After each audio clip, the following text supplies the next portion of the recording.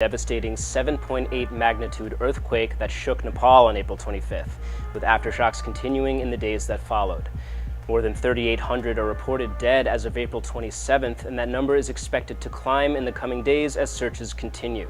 Thousands are still missing, and data maps indicate that the damage covers an area greater than 1,500 miles, 2,500 kilometers, including Nepal, northern India, and southern China, according to the organization Maps of India. Hundreds of climbers are reported to be trapped on Mount Everest in Tibet, more than 150 miles from the epicenter in Nepal's Gorkha district. These photos show bits of the aftermath in the Nepalese capital of Kathmandu shortly after the earthquake on Saturday. With the wounded being carried away, we see some of the structural damage and the emotional toll. Here we see the city continuing to manage on Sunday, with military personnel on site, along with efforts to provide food and shelter to those affected. The hospitals were still filled with victims come Monday, with the number of injured now well into the thousands as well. Aid has come into the country from around the world.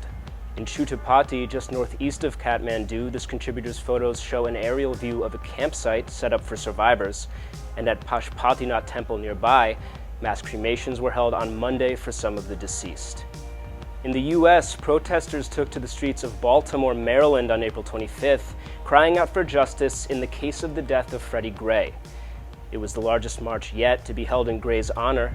After several hours of orderly demonstration on Saturday, the protests turned violent, with more than 30 arrests made and 6 people reported injured. Here we see protesters causing heavy damage to police cars and officers storming the scene, leading to a confrontation in the streets. Freddie Gray, a 25-year-old black man, died on April 19th after suffering a fatal spinal injury while in police custody. The public has been discomforted by the lack of explanation of the circumstances surrounding his injuries and subsequent death. More than 2,000 mourners filled New Shiloh Baptist Church in Baltimore Monday morning for Gray's funeral. A record number of participants turned out for the 35th annual Virgin Money London Marathon on April 26th. More than 38,000 people registered and ran, smashing the 2012 record of 37,227. The demographic for this year's race spanned from professionals to amateurs, from charity runners to celebrities. One couple even tied the knot halfway through the 26.2-mile course.